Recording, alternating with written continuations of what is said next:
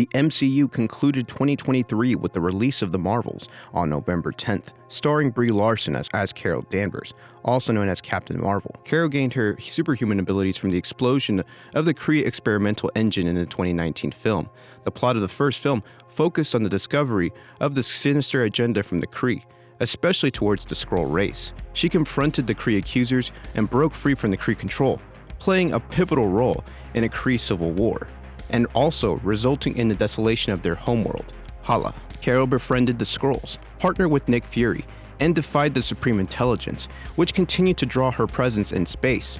Meanwhile, on Earth, Kamala Khan gained her powers from ancient cosmic bangles and embraced her superhero dreams.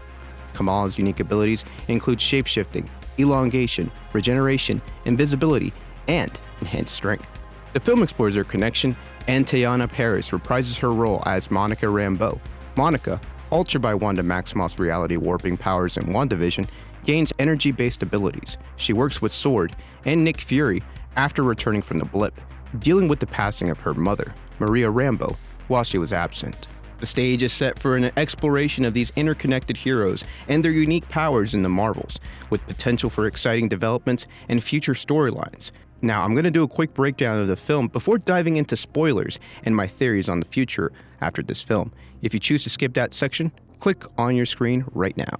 In the Marvels, Dar-Benn, played by Zawe Ashton, is the new leader of the Kree Empire. She obtains one half of the quantum bands, with Kamala Khan possessing the other.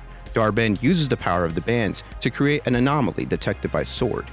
Meanwhile, Nick Fury hosts peace talks between the Kree and Skrulls. Monica investigates the anomaly, resulting in a teleportation incident with Carol Danvers and Kamala. The trio swapped places and battled each other's enemies, causing chaos. They realize their light-based powers are all quantum entangled, switching places when using them simultaneously.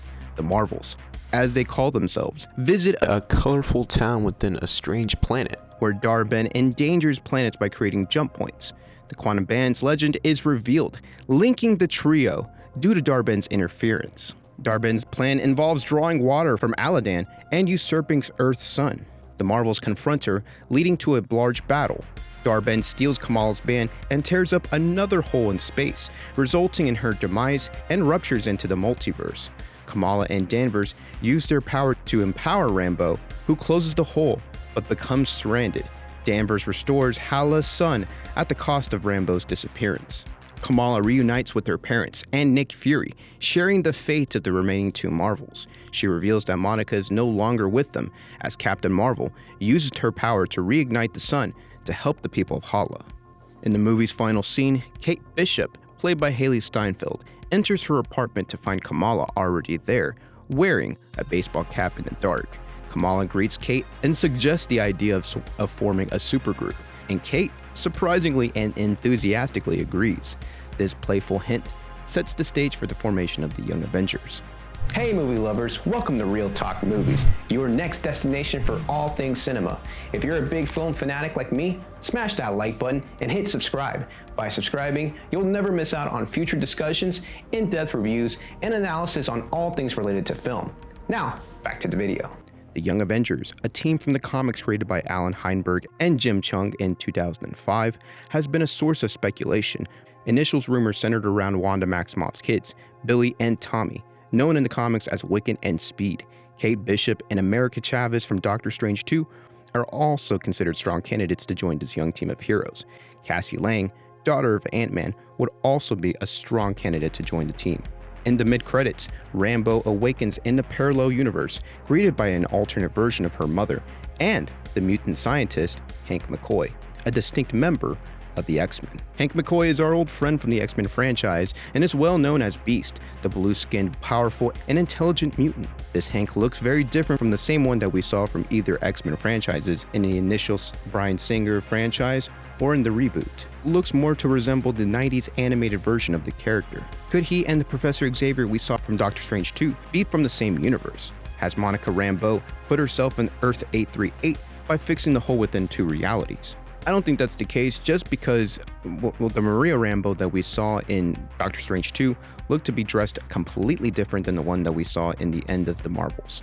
So that theory can probably be put to bed. As for the Marvels, the film's main trio do shine in their respective roles. I enjoy Brie Larson as Carol Danvers, and I think that she's a strong addition to the MCU. However, her character is just so focused on the connections of others in this film, it was harder to connect with her than in the original film, to be honest. The humor was all over the place, as usual with the MCU lately. The cat-specific plotlines, while kind of funny and cute at first, made the film really feel like a joke at the very end, especially with all the people that were being eaten alive, and the convoluted way that it all ended. I think that it was just too silly for my taste. And the main villain also felt too much like Ronan from Guardians 1 and Malekith from Thor 2. Super one-dimensional, and I was really just not caring for her performance. I know S.W.O.R.D is a really good actress, and I know that she can put in the huge effort, but I think that her role in this movie was just very limited. She tried her best, but suffered the curse of older MCU villains. And unfortunately, that's underwriting. Her scenes were skippable and just felt too over the top, especially contrasting with Iman Vellani's more comedical portrayal of the film. Director Nia DaCosta wrestled a bit with the Marvel franchise machine during the filming of this movie, and it quite honestly shows. There was a lack of tonal consistency based on the interconnectivity and with a weightless sense of danger. She was able to nail down the trio of the Marvels. The rest of the film, however, suffered from so many tropes. Planet visits, tonal shifts. I believe that this film almost had two different production vibes, one before the release of Ms. Marvel and one after its release. Iman Vellani is a major highlight, and I hope that her character endures the next series of MCU events. She's well established with other heroes on Earth now after working with Nick Fury and Captain Marvel. The film has tonal issues and a very underwritten villain, so it would fit well amongst other subpar MCU projects in my eyes. I give this film a B- for reasons I stated earlier. It's not a bad film, but very skippable till the last act of the film. The multiversal connection is fun to see, but I'm holding out hope that Marvel Studios can nail down their solo projects first. Loki Season 2 was a superb follow-up to the first season. Others have been a hit or miss. This film is somewhere in the middle. Marvel for a long time has had the perspective and the viewing of failing or dipping in quality by many fans. Thor 2 was such cinema after all. I'm just kidding. But we gotta be more transparent of what specifically is suffering in the MCU.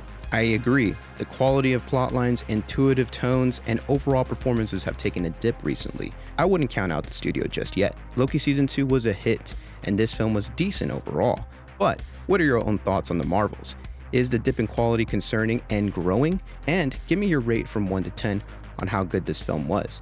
Share those thoughts down below. Thank you for watching today's video, and I hope that you enjoyed today's topic. If you could hit that sub button, that would be awesome. Hit that like button and boost my video up on the algorithm. Click that bell so you don't miss any of my videos that get uploaded. And if you have some time to spare, check out some of these videos on your screen right now.